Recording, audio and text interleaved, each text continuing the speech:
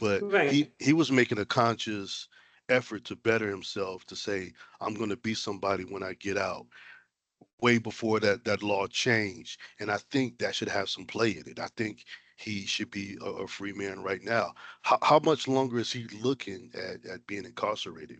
What was his original sentence?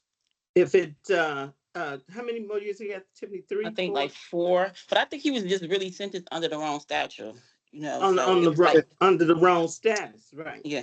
So that's So he why, absolutely was sentenced yeah. under the So wrong that's the statute. that's the issue, and Right. that's what we're fighting against. And if he would have been sentenced under the right guidelines, the statute, he would be home right now.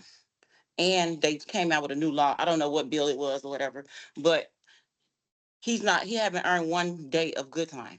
After all the certificates, all Oh, the jobs, every program he completed, people are getting good time coming home every day now. Some is still sitting in there because the state have having issues calculating their time. So people is doing over the time that they're supposed to be doing, and they're right. So just he's sitting not the there. only one that should be Yeah, released. it's Right. it's it's it's hundreds because the state did not keep up with their good time. And So that was people, Uh, published.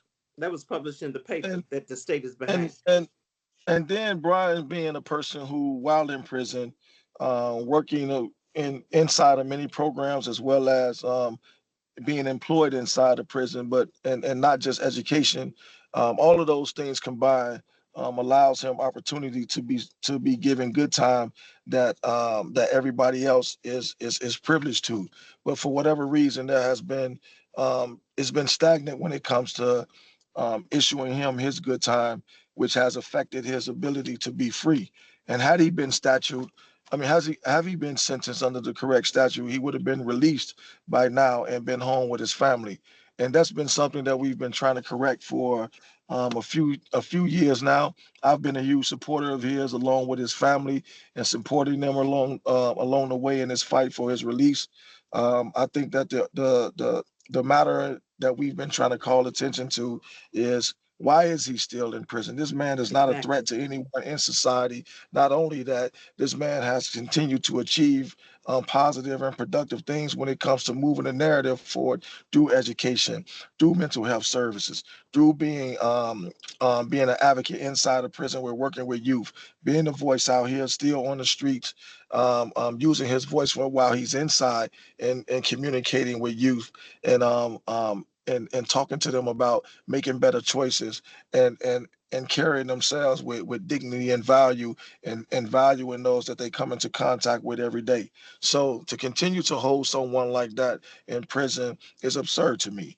And they understand this, but yet they have been slow to move their to when it comes to moving their feet to have Mr. Brian Jones released, with giving support with his family. This is a man who will have a roof over his head, a job lined up, have other support when it comes to mental health services, education, and any other resource that he needs to have readily available to him, not by way of the state, but by way of people who Of his love and care family. for him. Right. And of course his family, of course.